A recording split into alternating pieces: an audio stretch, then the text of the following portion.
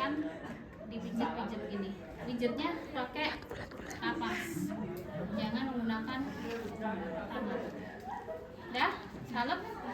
Jelas? Sekarang kita ke telinga. Nah, kalau telinga berarti pasiennya menoleh ke sana. Enggak miring. Kamu enggak miring, cuma kepalamu aja miring. Bengkoknya kita dekatkan dengan telinga. Ya, bengkoknya kita dekatkan telinga. Sekarang kita akan melakukan irigasi terlebih dahulu. Irigasinya bukan ini yang dituangkan ya, tapi tetap menggunakan kuil. Ya, kita ambil berapa ini? Spuitnya, jarumnya hanya untuk mengambil NaCl-nya. Ya, pada saat irigasinya ya dilepas, jangan pakai spuitnya. Ya, Bapak noleh ke sana dulu, disemprotkan, semprot, baru langsung dituangkan kembali. Ini irigasi, bersihin telinga. Ya, biasanya keluar dia kotoran kayak kuning gitu ya. Terus setelah itu bersihkan menggunakan apa? Lidi, kapas atau cotton bud. Kalau sekarang tidak menggunakan ini. Kalau sekarang itu menggunakan yang kayak apa? Atau yang ada filmnya itu juga. Ya. Jangan menggunakan kapas atau cotton bud. Karena apa? Karena dia akan semakin mendorong ke dalam. Ya. Jadi kita pakainya harusnya yang itu, tapi sini nggak ada. Ya. Baru kita lihat. Nah, ini ada teorinya, bukan teori tekniknya untuk pegang telinga. Buka telinga untuk dewasa itu tangan satu di sini, yang ini megang daun telinganya. Untuk dewasa ditarik ke atas ke belakang. Kalau anak-anak ditarik ke bawah ke belakang. Coba sekarang pegang telinganya teman-teman masing-masing. Jangan pakai tangan kanan, karena tangan kanan kalian nanti akan meneteskan. Pakai yang tangan kiri. Dari atas sayang. Neko.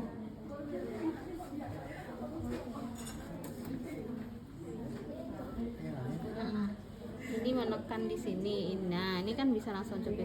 Kukunya panjang-panjang, nanti potong. Nah, ya. Ya, ini di telunjuknya di apa ini namanya ya? Tragusnya ini. Ya, dah sakit. Ke bawah ya, Ibu ya. Ya, kalau itu dewasa. Kalau anak-anak ke bawah belakang. Ini loh, ini yang nyubit ini. Yang nyubit ini yang nekan. Tuh ya. Ditekan, ini tarik ke belakang. Kita lihat, kita senterin. Ada apa? Kecoa. Iya. Ada kecoa. Nah, terus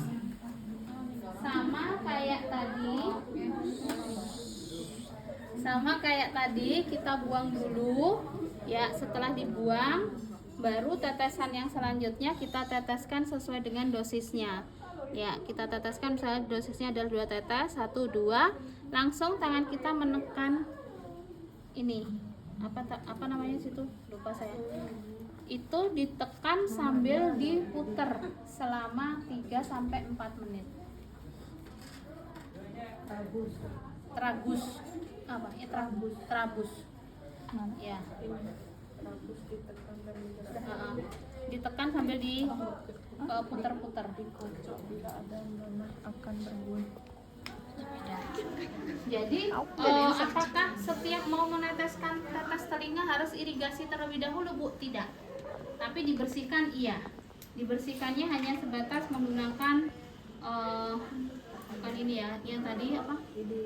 Bukan lidi kapas sayang. Yang kayak pir. Ya pencokal, ini yang pembersih telinga lah ya. Itu. Kalau misalnya menggunakan lidi kapas, usahakan dia basah. Kalau kering kan malah bahaya ya.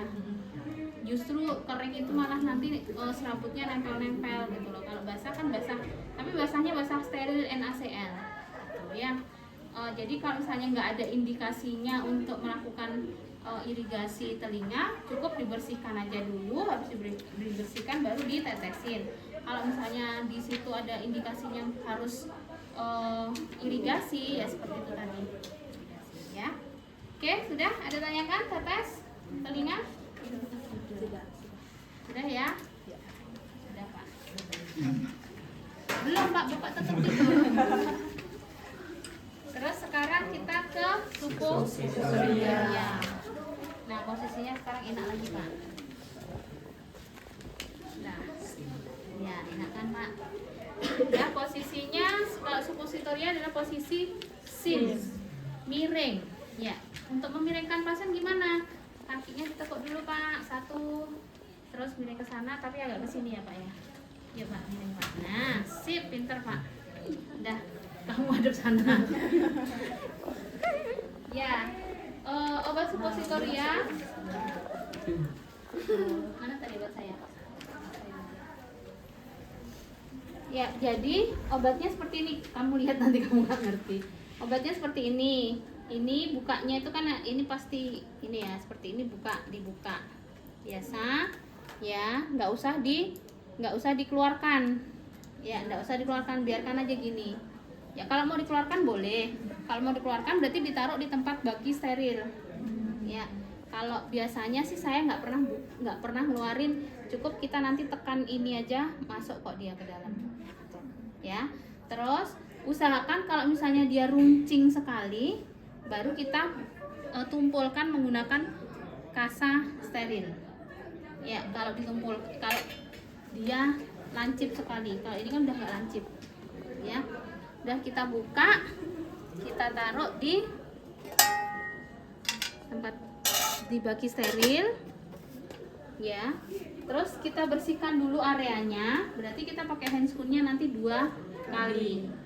Ya, kalau ketika ternyata dia kotor, berarti kita lepas handscoon, ganti, baru masangnya lagi pakai handscoon yang kedua. Ya, kalau dirasa nggak perlu kita membersihkan, cukup aja dilap menggunakan kasa, kasa apa tisu. Bersihkan area menggunakan, ada nggak? Ada kok kayaknya. Ada. Ayo kok lama. Enggak. Tahap kerja.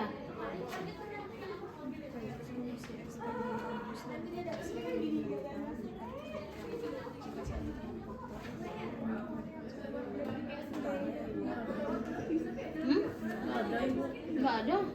Membersihkan. Masa tidak ada.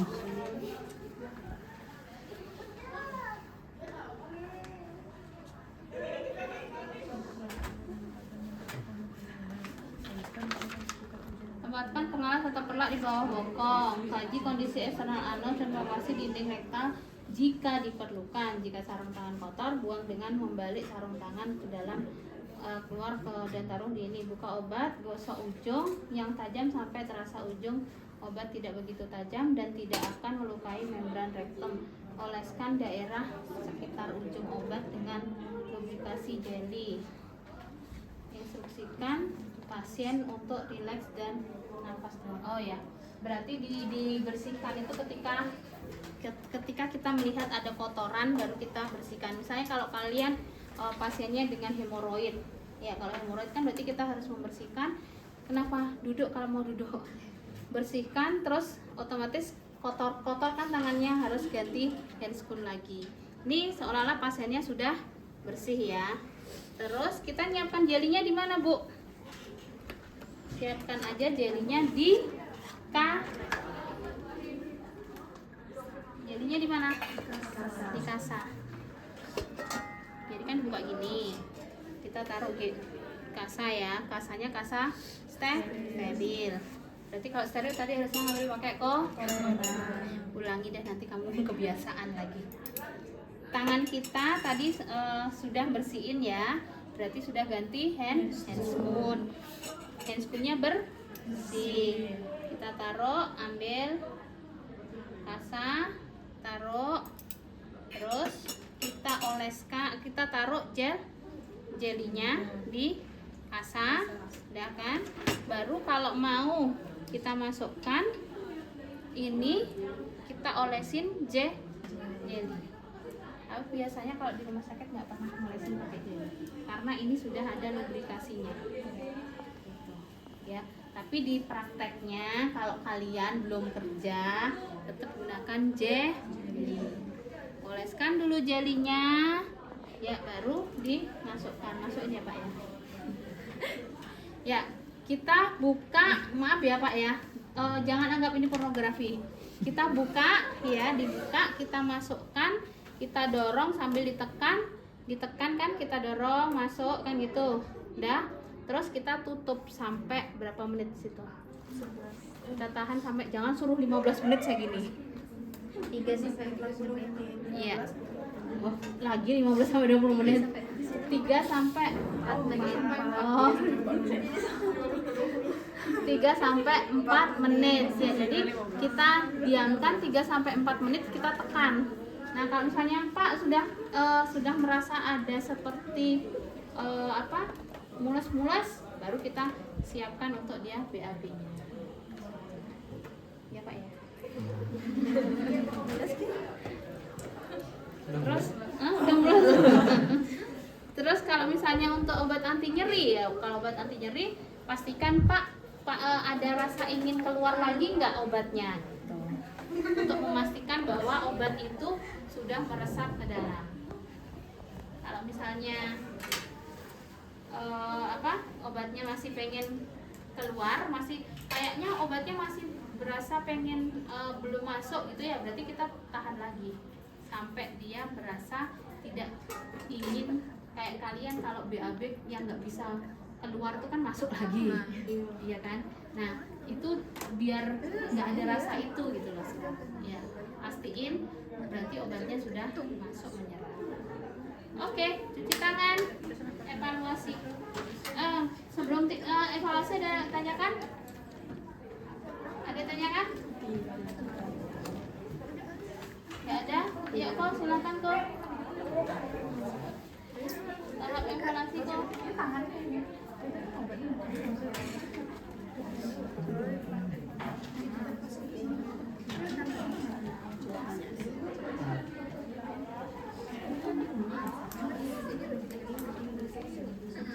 Baik Bapak, jadi bagaimana perasaan Bapak setelah diberikan obat? Baik, terima kasih juga saya ucapkan Bapak karena atas kerja sama Bapak. Prosedur yang harus saya lakukan sudah berjalan dengan lancar. Mungkin Bapak 30 menit ke depan saya akan kembali untuk melakukan pemberian salep mata ke mata Bapak ke mata Bapak satu lagi. Sebelum itu ada yang ingin Bapak tanyakan? Jika tidak, saya izin ke nurse station terlebih dahulu. Terima kasih. Kalian tuh yang selalu kurang adalah menyampaikan data objektif. Selalu menanyakan data subjektif. Bagaimana perasaan Bapak kan gitu aja kan? Kamu nggak menyampaikan bahwa Pak salepnya sudah saya oles, Pak obatnya sudah saya tetes di mata Bapak, kemerahannya sudah mulai berkurang gitu. Ya untuk memastikan kondisinya pasien itu seperti apa sih, itu perlunya ada data. Oke, itu aja prasatnya. Selesai. Ya, ujian diundi. Kenapa? Tak kira semua. Ujian diundi.